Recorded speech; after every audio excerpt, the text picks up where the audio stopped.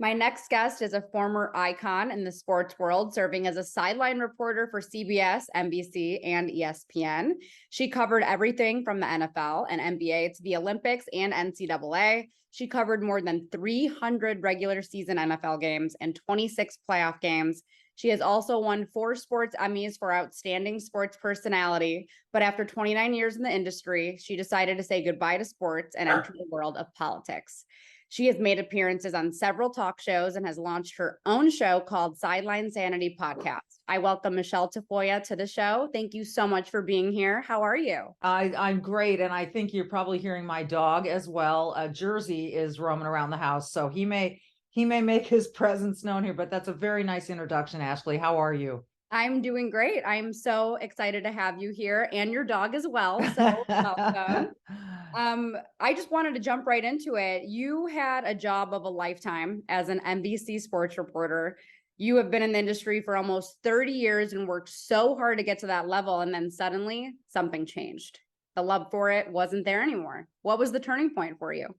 Well, I think that the love for it was always there. I so appreciated being part of what was the #1 show in primetime for 11 straight years. It was a remarkable group, a family of us together, really. What changed for me changed a long time ago. Really, it started on 9/11 when I was awakened to true evil in the world that I think before then naively didn't know existed. And then we saw it manifest itself in this awful way that has never left me. And from that time, I really started delving into what this country is all about, why people would want to do us harm, what we mean in the world, who the founding fathers and mothers were, and how I feel so blessed to be here.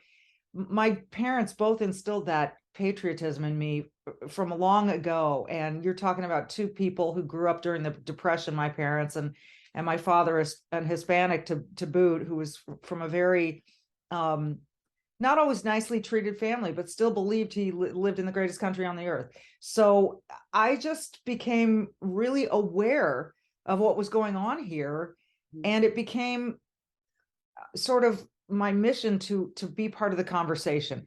That's not to say that I'm going to change any minds, convince anyone, or cross any bridges with people, but I want to, and I don't want to not try.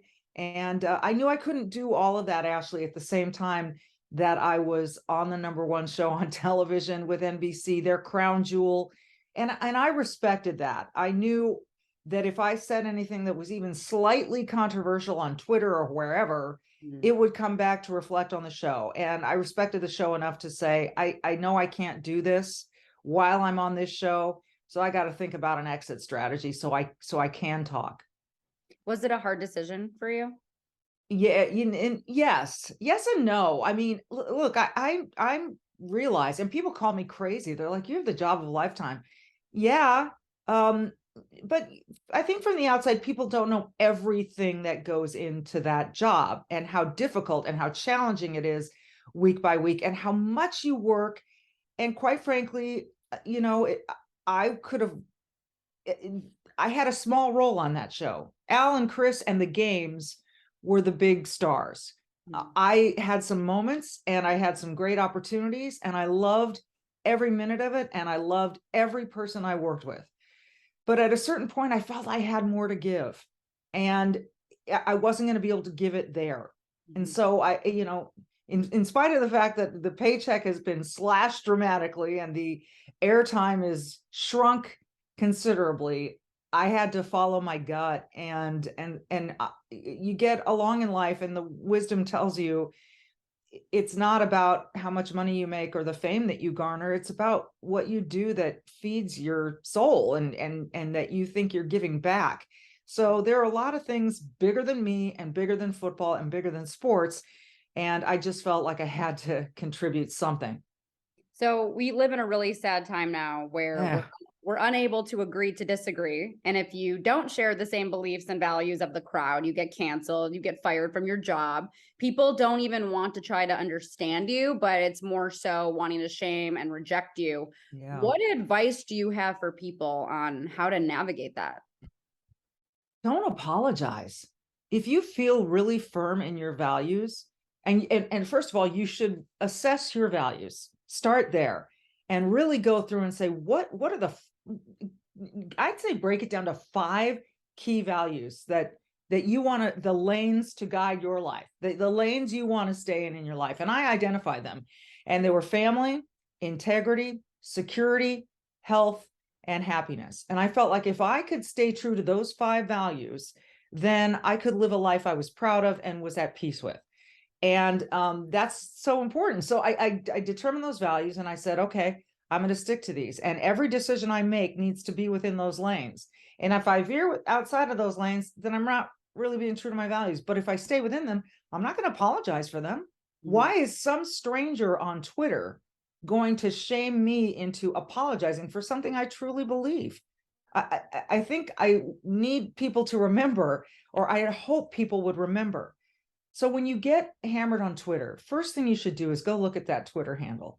Who is this person? How many followers do they have? You'd be amazed at how many of them have 6 followers.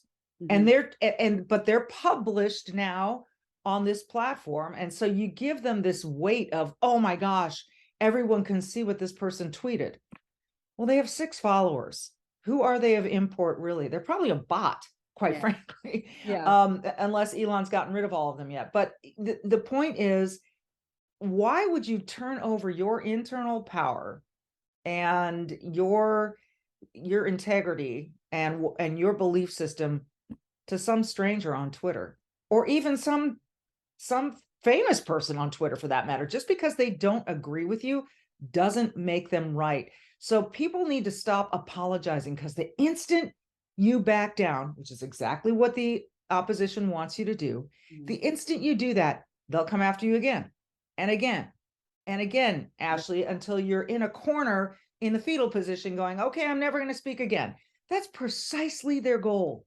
And if you understand that going in and saying, okay, whatever I want to post today means something to me, and if someone disagrees with it or tries to shame me, why are they doing that? And what is their goal? And if it takes practice, Ashley, but if you can start repeating that practice again and again, your skin will thicken. I find it a little difficult sometimes in the sports world. I mean, I do a little bit of both. I'm in sports and politics. And I consider myself more in the middle, but I do lean a little bit more right on many issues, especially after 2020. To me, it was like a no-brainer at that point. But it's difficult when you want to still interview and you feel like people's beliefs are so on one side, and no matter what you say, you're like, I don't want to lose that follower. I don't want to lose that connection. It makes it, difficult. And I do try to understand others' beliefs. And that's the difference between certain people, is that we're willing to have conversations and talk about these things, and we're willing to be open and listen. I think that's a really important point and a really valuable asset that you've honed. And that is your willingness to try to listen to other people. And you're right. There are others out there who, this is why speakers at campuses all over the country get shouted down, because there isn't a real debate there going on. It's just, you disagree with us, we don't want to hear from you, period. And it's really on the verge of insanity here. That these people are getting shouted down before they even open their mouths, that people go in with the goal of not letting them be heard. This is not what America was founded on. And if you jump into that mob mentality of trying to shut people down, I mean, that's authoritarian, that's fascist, that's communistic, it's not what we're about. No matter how much you hate what somebody else says, it's they have the right to say it in this country, and that is the backbone of this society. And so you don't want to lose a follower, but think about who that follower is. If they're willing to dump you because of something that you said that you truly believe in, do you really want them following you? No. And I would contend, Ashley, that for every follower that you might lose for something you say, you might gain 3 more. So you have to be true to yourself and authentic about what you believe. I agree. It's a good lesson. I'm getting better at it, and I'm and you will continue to. So it seems as though many journalists are not really journalists anymore, but instead they're activists. And I Yeah. understand that we're human first and foremost. Our jobs don't define us. And sometimes we feel compelled to speak on issues that affect us personally. But it is a job as a journalist to be truthful with the facts, Yeah. present both sides, and provide credible sources. What can we do to get back to that? Whoa, it's this wave is huge and we are trying to swim against it. It seems that journalism schools, academia at large, has really gone left, strongly to the left. And you do have these activists. I think what may be starting to happen is you're seeing that outlets that only discuss one side or that are so clearly biased to one side are losing viewers. They're losing readership. They're losing credibility. And they're going to have to self-correct if they want to stay in the marketplace of ideas. But I would just suggest that anyone who wants to continue to try to provide truth and facts, keep doing it. We're seeing wonderful journalism out there from the likes of Barry Weiss and the Free Press that she has started. It's an amazing publication, and I would recommend it to anyone because she has invited people of all stripes to write on this platform. She used to be with the New York Times. She saw what they were doing over there, and she was like scratching her head going, "What? I thought we were journalists." Mm-hmm. And she quit, and her resignation letter went viral, and she has become sort of a happy warrior on behalf of all of us journalists who want factual journalism out there, balanced journalism, fair, honest journalism out there. And I think there are more and more followers of that now, going to that site, going to other places like Substack and writing. And I think the market will decide what happens here. You see places like CNN losing viewership in droves because of the hypocrisy at that network and because of some people who have not told the truth. So it's these things, I think the pendulum may be starting to swing, but I think for those journalists who really do believe in finding out truth, they just have to keep working, and they just have to keep working. And we just have to continue, I think, to stop supporting platforms and journalists who don't do that, who are simply activists. When I went to school, they weren't very far left yet. I went to the University of Arizona broadcast journalism school. And I was always told that you can't trust a lot of the mainstream media and you must come with multiple sources, 4 sources, or we would basically get a flunking grade. If we didn't Right. have all the credible sources to turn in a paper, to turn in a report, and we didn't have all the facts on both sides and we were showing bias, we would flunk the report. And I have been kind of thinking about this over the last couple of years. And I think they should implement a system like they do for lawyers, where you have a license in order to get, your journalism degree. And then if by any means you decide to break that moral code of ethics and, are providing false information or propaganda, they should lose their license. Do you think that can ever be something in place? And do you think it might be a good idea?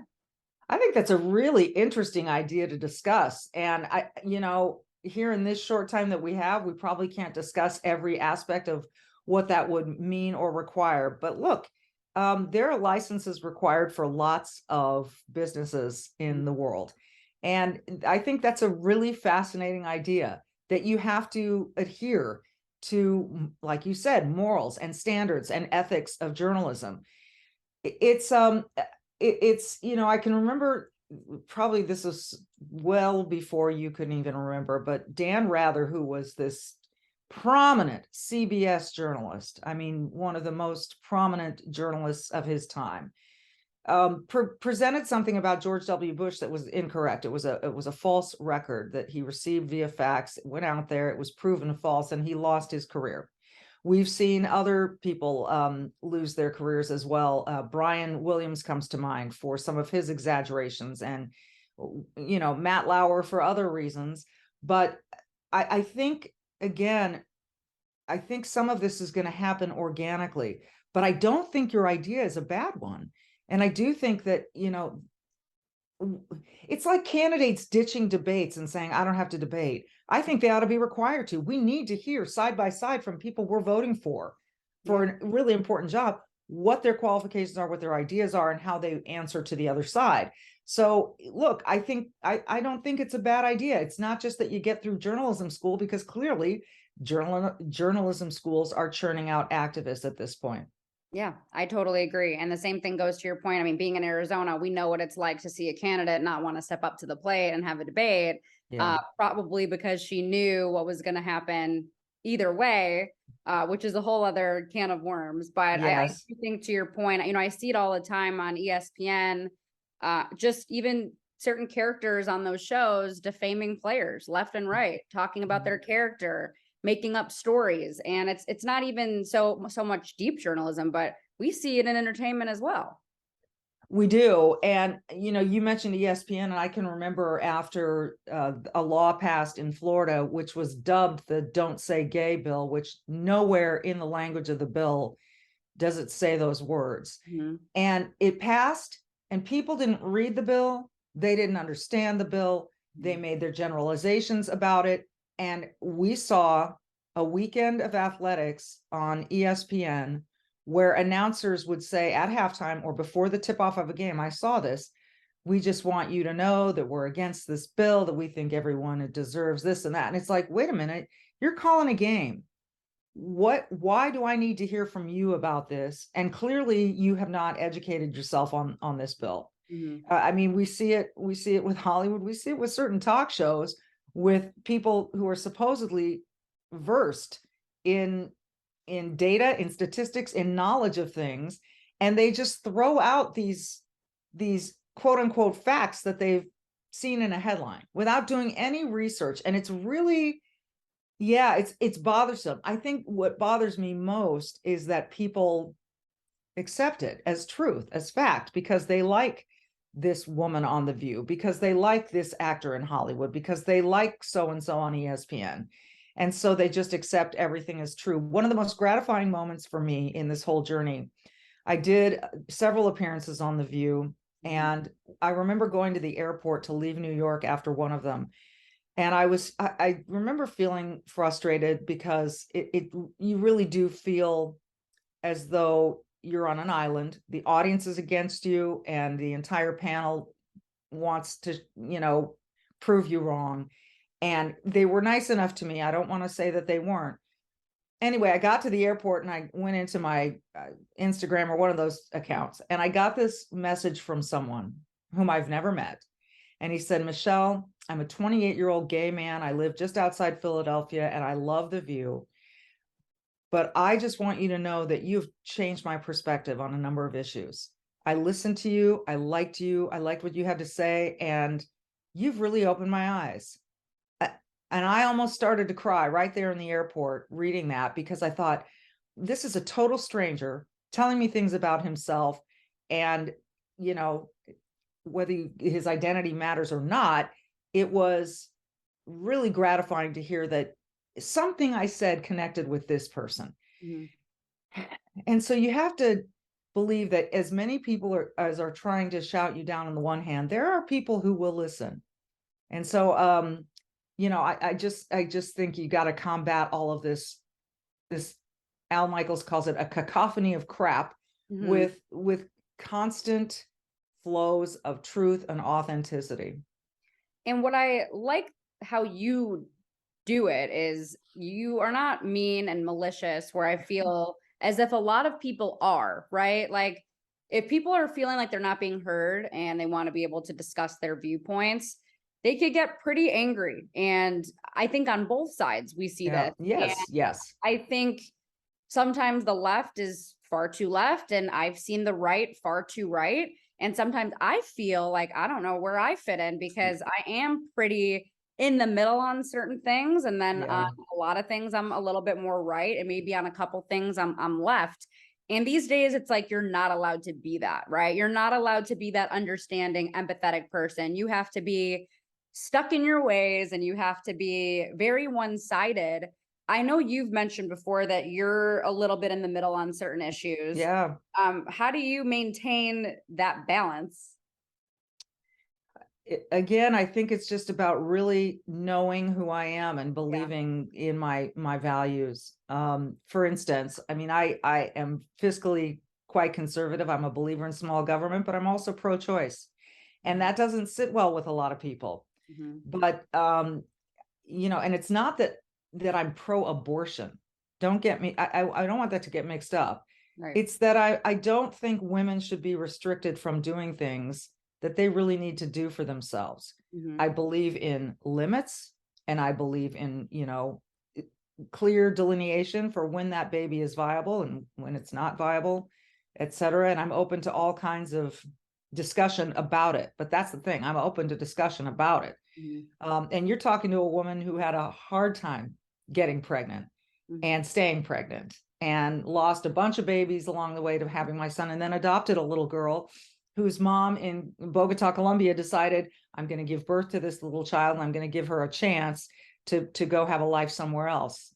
Thank God she made that decision. My daughter is priceless to me. Yeah. So, there are just all kinds of ways in which I see the pro-life thing as being a hindrance to one side, because I do think you can be pro-life, but I think there are exceptions, and I think we really ought to be open in discussing those.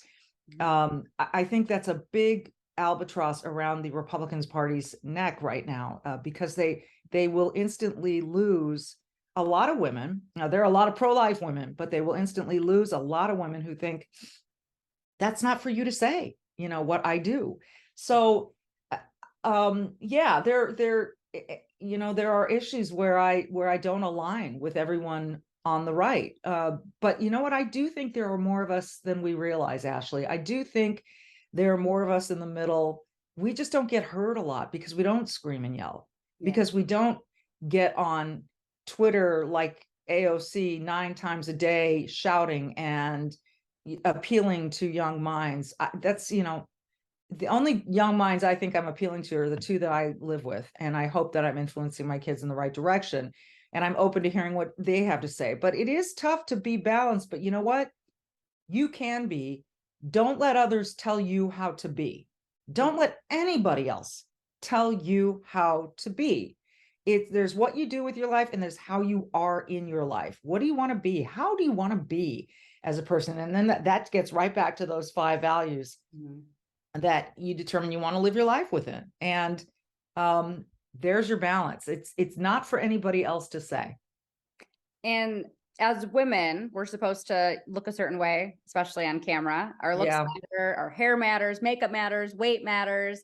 I know in 2007 that you had talked about struggling with an eating disorder. And I would love to hear a little bit more about that, because I struggle with body dysmorphia. My relationship with food is horrible and I'm working on it. Do you think working in this industry played a role in that? And how were you able to overcome it? Well, for me, it started at a really young age. I think I was 12 or 13. Okay. I would love to know what you mean by body dysmorphia, because I've heard that term and I don't know if it's the same as what I went through. So how do you struggle? I will look in the mirror and just think I'm so fat, and and it doesn't matter like even how much weight I lose, because I'll go back and look at old pictures and be like, oh my God, I thought I was fat here and I was skinny. And I don't know if it's necessarily society putting those standards on, but I put a really high standard on myself, and I want to feel good. I want to look good. I want to be able to fit in some of my old clothes. So it's basically looking in the mirror and everyone else will be like, you look so good. And then I get mad at them. I'm like, you're lying. No, I don't. Like, be honest with me. So that's a little bit how I struggle with that. And I struggle with that as well. It's constant. And for someone who has been through the anorexic phase of that as a young person, it never leaves me. It's every day of my life. My relationship with food, my relationship with the scale, my relationship with exercise.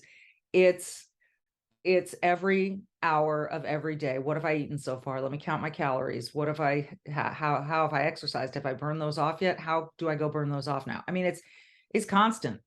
So it is pressure we put on ourselves. Now, society certainly doesn't help us with that, but we ultimately get to decide. And I do think that we probably, that dysmorphia that you mentioned is real.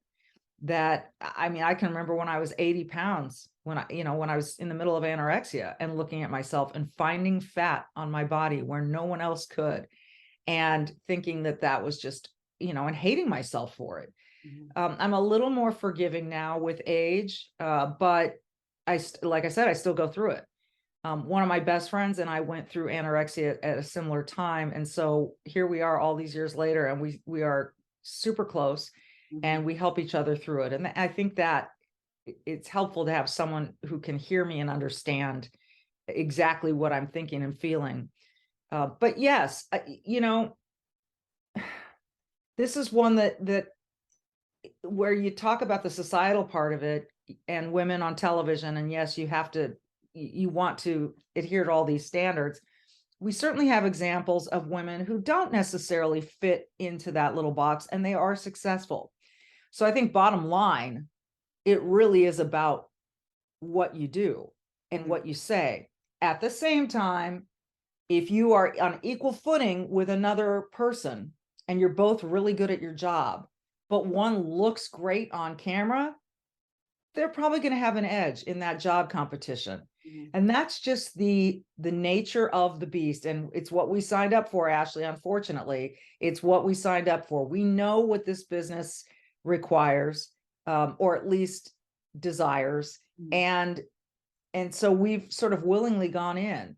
And in some ways, it forces you to stay on top of being healthy and being fit and all those things. But I do think there are some standards that we hold ourselves to that are a little too harsh, and we have to get real with that. And that takes a lot of self-discovery and acceptance. And, the plastic surgery industry is massive for a reason. There isn't a human on earth who probably thinks that they look pretty great all of the time. Well, I'm loving the Botox. I can't lie. It's something I'm always gonna take with me. I'm like, you know what? If there's ways that I can enhance myself and make myself look a little younger, I'm like, whatever. Yeah. I don't mind it. And then I know we only have a couple minutes left, so I just wanted to know any pieces of advice that you would give for women who want to break into this industry. I think work really, really hard. I think that's the one thing that I never wavered from. And there are tedious parts to this business. Some of the research I had to do every week for a Sunday night football game was as tedious as it gets. And I would sit there and I'd be doing it and I'd be slumped over the computer going, I hate this part. But I always remember the John Wooden saying, failing to prepare is preparing to fail. And it would go through my mind every time I was sitting there with that tedious preparation. So just being prepared, being ready for every situation you walk into, being willing to learn quickly things and admit where you're not, admit your weaknesses, look at them and go, yeah, you know what? That was really a poor blazer choice that day. That just really was a bad choice. You know what? I'm going to ditch that one. That's okay to admit that earrings are wrong or the hair was bad, or, I mean, everyone goes through it, male and female. They all have bad clothes days. There are some, I remember an NBA coach who has since passed, but he wore some suits that I thought, you are so distracting in that suit. Why are you wearing that suit? And some other people like Craig Sager embraced that, and made that his trademark. So, but he owned it. And that's why, it's because he owned it. So, determine who you want to be, how you want to be, what you want to be like, and then just work really, really, really hard. Also, be easy to work with. Smile at everyone, from the guy pulling the cables to the producer, to the executive producer, to every athlete, every coach, every person you want to deal with. Be easy to work with. Understand your place in the situation and do your job and your job only. And don't worry about other people. They've got to do their job. So it's sort of that two-way of really holding yourself clearly to the high standards that you are, but also being really easy and reliable. Make yourself irreplaceable in whatever job you do. Make the people who are the decision makers around you think, that Ashley, we can't do this without her. So, I mean, that's kind of how I always lived. And it worked for me, but everyone has a different path. I love it. Great pieces of advice. I'm so happy that you took the time to talk with me today. I could have gone another 30 minutes. I know you have to go, but I'm sorry about that. And I could have too, Ashley. It was so nice to meet you, and you seem to be on a really solid footing. So all the best to you.